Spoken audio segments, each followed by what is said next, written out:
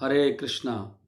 भक्त लोग प्रश्न पूछते हैं कि भौतिक भोग से बचना असंभव है, आकर्षण इतना ज़बरदस्त होता है और उसके बिना रहा नहीं जाता है। तो भागवत गीता में लिखा है कि जब तक भौतिक भोग करोगे तो भगवान नहीं मिलेंगे, वो असली सुख नहीं आएगा। तो बात यह है कि जीव को आनंद तो लेना ही है, या भौतिक आनंद लेगा या स्पिरिचुअल लेगा। अगर उसको स्पिरिचुअल नहीं मिलेगा तो भौतिक लेगा ही लेगा। तो आपको ऐसे व्यक्ति के पास जाना पड़ेगा जहाँ पर जिसके पास आध्यात्मिक सुख का भंडार है, आध्यात्मिक ज्ञान है, सुख है। अपने आप कुछ नहीं कर सकते आप, और आपको फिर वहाँ से ये ज्ञान मिलेगा कि देखिए जो भौतिक भोग हैं वो शुरू में अमृत के समान लगते हैं। सच्चाई बात है ये। यत तत् अग्रे अमृत उपमम, यत तत् अग्रे अमृत उपमम, और परिणामे विषम। परिणाम में एक गीता का श्लोक है, 18वें अध्याय का 38वां श्लोक है। उसमें भगवान बता रहे हैं कि ये विषय इंद्रिय संयोगात, विषय जो हैं, जैसे आंख का विषय रूप, जब रूप और आंख मिलते हैं तो विषय इंद्रिय संयोगात, उनके संयोग से क्या होता है, यत तत् अग्रे, शुरू में वो अमृत उपमम, अमृत के जैसा लगेगा। लेकिन परिणाम में इसका परिणाम क्या होगा, परिणाम में विष बनेगा ये। तो हर भौतिक भोग में दुख के बीज रहते हैं। इसलिए भगवान कह रहे हैं शुरू से ही भगवद गीता में, भगवान ने 5वें अध्याय में कहा, ये ही संस्पर्शजा भोगा, जो इंद्रियों के स्पर्श से, जैसे स्त्री पुरुष का स्पर्श है, उसके स्पर्श से सुख आता है, ये ही संस्पर्शजा भोगा। लेकिन क्या होता है, उसे दुख यौन एवता, दुख भी वहीं से जन्म होते हैं, दुखों की जन्म भी वहीं से होता है। तो हर भोग एक दुख बनाता है, ये बात को हमें समझना पड़ेगा। आपको समझना है। तो अमृत तो लगेगा ही, वो अमृत जैसा लगता है। वो अमृत भगवान खुद कह रहे हैं अमृत के जैसा लगेगा, लेकिन आपको कंट्रोल करना है कि भैया इसमें जहर है अंदर। जैसे पहले वो विषकन्या होती थी ना, राजाओं को मारने के लिए, तो बहुत सुंदर सुंदर लड़कियों को, स्त्रियों को विषकन्या बनाया जाता था, और वो जैसे इसको स्पर्श करते थे, संपर्क होता था, तुरंत वो राजा मर जाते थे। ऐसे ही भोग है वास्तव में। ये जो भोग हमें अमृत जैसे लगते हैं, विष कन्या के समान है। तो उसमें क्या, उसी के कारण आपको ये मृत्यु, बुढ़ापा, बीमारी, बार बार जन्म होना, इतने कष्ट, संघर्ष, भय। लोग गधे बने हुए हैं, हम लोग गधे। आया था हरि भजन को, ओटन लगे कपास, और सोच रहा है मैं बड़ा महान बन गया। सुबह 7 बजे लेकर रात को 9 बजे तक, 7 बजे शुरू करता है और 9 बजे तक फ्री नहीं होता। 9-10 बज जाते हैं, 11-12 बज जाते हैं लोगों को, रात भर काम करते हैं लोग। किस लिए? भोग के लिए। भोग चाहिए, और भोग के कारण फिर उसकी शक्ल पे 12 बज जाते हैं, क्योंकि आत्मा का विषय नहीं है ना। आत्मा का विषय भोग करना नहीं है। आत्मा का जो नेचर है वो सेवा करना है, और सेवा के बदले में उसे बहुत सुख मिलता है। लेकिन वो नहीं कर रहा है तो ये तो लेना पड़ेगा। वो भोग के बिना आत्मा नहीं रह सकती। अब या तो नकली ले लो। यहाँ के भोगों की विशेषता है, एक तो दुख तो देते ही हैं, वो थोड़े क्षणिक हैं, और व्यक्ति तृप्त नहीं होता है। पहले तो भोग साहब को मिलते नहीं, इसलिए फ्रस्ट्रेट होता है, और मिल जाते हैं तो तृप्ति नहीं होती, तो फ्रस्ट्रेट होता है। तो इससे फ्रस्ट्रेशन बढ़ती जाती है। तो बचें कैसे इससे? हमको बचना है भोगों से। अगर आप nip the evil in the bud, कि आग को ना शुरू में बुझा दो, तो जैसे हमारे में विचार आता ना भोग का, वहीं पे रोकना होगा। आप सोचो कि जो विचार इतना ही खतरनाक है जितना वो है, ये मत सोचो विचारों से कुछ नहीं होता। वो विचार से आग लगती है ना, वहीं से लगती है। ध्याय तो विषयान पुलसा, विचारों को बहुत सीरियसली लो। जैसी थॉट आए, गेट आउट, तुरंत गेट आउट करो, भगा दो उसको। विचार आएगा, स्त्री का विचार आता है, किसी का विचार आएगा भोग का, ये खरीदना है, वो करना है, ये लेना। संसार में बहुत, ये माया जगत है, ये मैथुन का संसार है। ऐसे लिखा है भागवत में, मैथुन आगारम। और काम जगत है, काम से बना है। हर जीव काम के पीछे पागल है, हर जीव सुख के पीछे भाग रहा है, और उसमें भी साक्षात जो माया है, काम है, वो स्त्री है पुरुष के लिए। तो पूरे संसार में देख लीजिए, अल्टीमेट लक्ष्य एक ही है, भोग करना है, सारा सजना संवरना सब एक लक्ष्य एक ही रहता है। लेकिन इसी के कारण फिर जीव नरकों में बार बार जन्मना मरना ये शुरू हो जाता है। तो पहले समझना है कि भैया ये ध्यान, ध्याय तो विषयान पुंसा, ध्यान के समय ही खत्म कर दो, ध्यान नहीं करना है।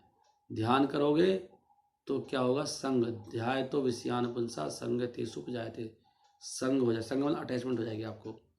एक 2-3 बार ध्यान करो, एकदम बार वो चीज़ अच्छी लगेगी, फिर एकदम उसको प्राप्त करने की इच्छा, संगात संजायते कामा, काम उत्पन्न हो जाएगा फिर आपको।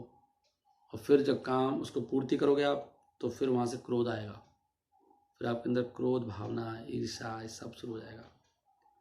कामात क्रोध अभी जायते, क्रोधात भवति सम्मोह, क्रोध आने मात्र से क्या होता है, आपकी मेमोरी, आपका ज्ञान उल्टा हो जाएगा।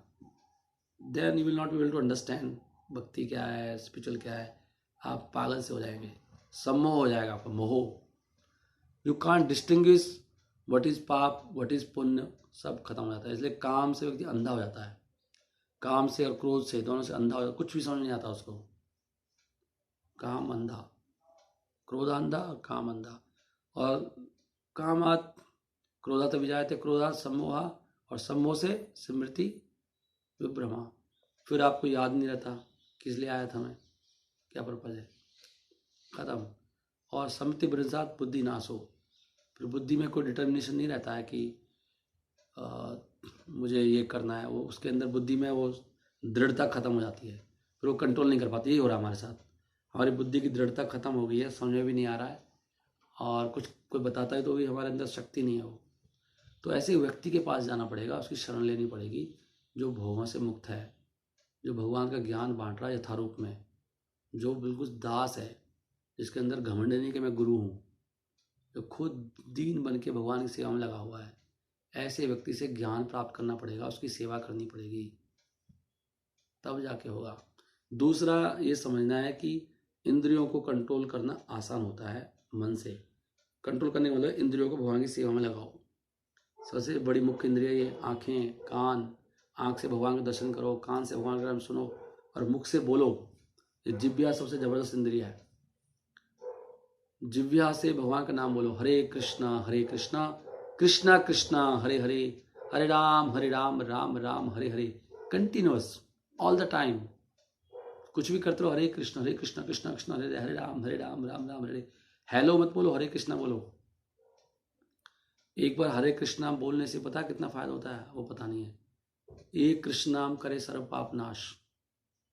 हम सोचते हैं कोई क्यों बोलना है ऐसे, ऑफिस में भी हरे कृष्णा बोल रहे हो, क्यों नहीं बोले, हरे कृष्णा बोलना है।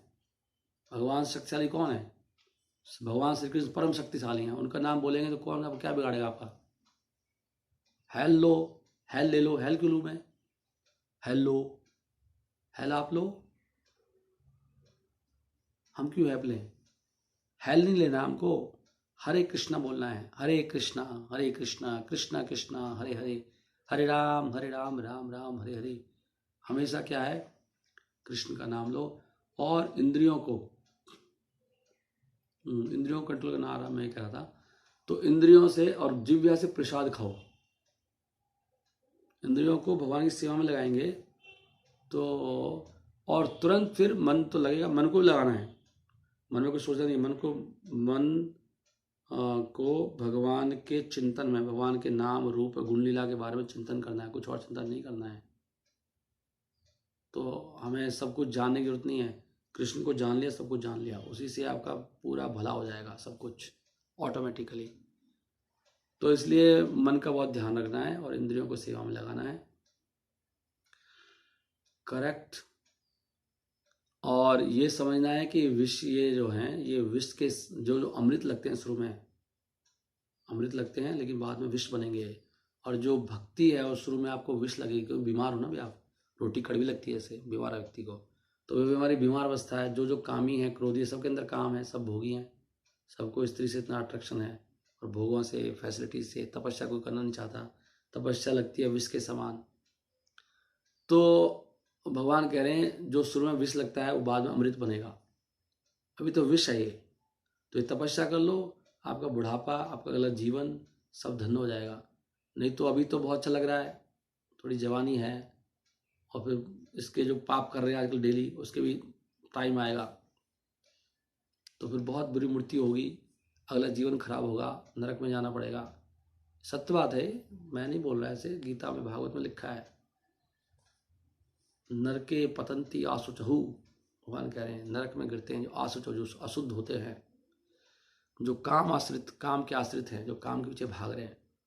काम की बहुत बड़ी डेफिनेशन है। काम का मतलब खाली लस्ट सेक्स नहीं है। काम जो भी भौतिक इच्छाएं आपकी, ये प्राप्त करना, संसार में बड़ा आदमी बनना है, ये डेजिग्नेशन, ये सर्टिफिकेट, ये पता नहीं क्या क्या, एंड नहीं, एंडलेस है। संसार पे एंड थोड़ी है, ऊपर कितना है। तो भौतिक इच्छाएं वो होती हैं, असीमित होती हैं। भगवान ये बात ही बोलते हैं।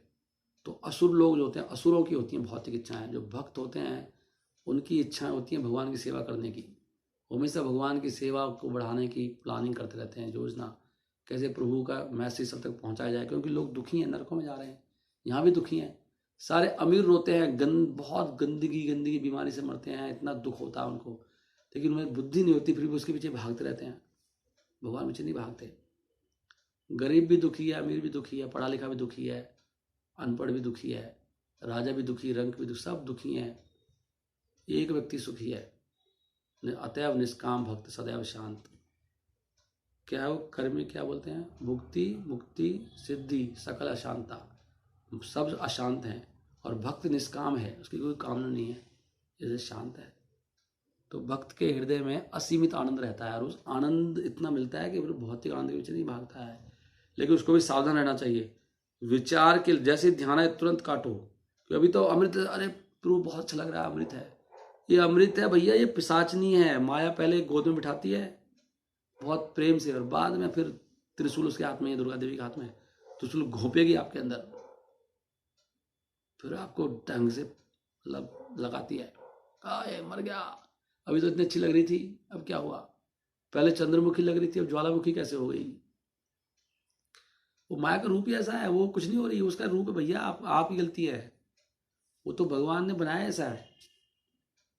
माया ऐसे आएगी, बहुत प्रेम इतने सुंदर बन के आती है, और फिर बाद में आपको पकड़ लेती है। फिर जन्म मृत्यु जरा व्याधि, ये वही दे रही है आपको। शोक भूख प्यास, शोक मोह जन्म मृत्यु, सब ये वहीं से आ रहे हैं, 6 कोड़े। तो जो भोगी नहीं है उसको नहीं आते, उसका लास्ट जन्म होता है। और यहाँ भी वो ऐसे बुढ़ापे में ऐसे रहता है यंग की तरह, बुढ़ापे का असर नहीं होता, दिखता है ऐसे लोगों को, ही ऑलवेज यंग। हरे कृष्णा।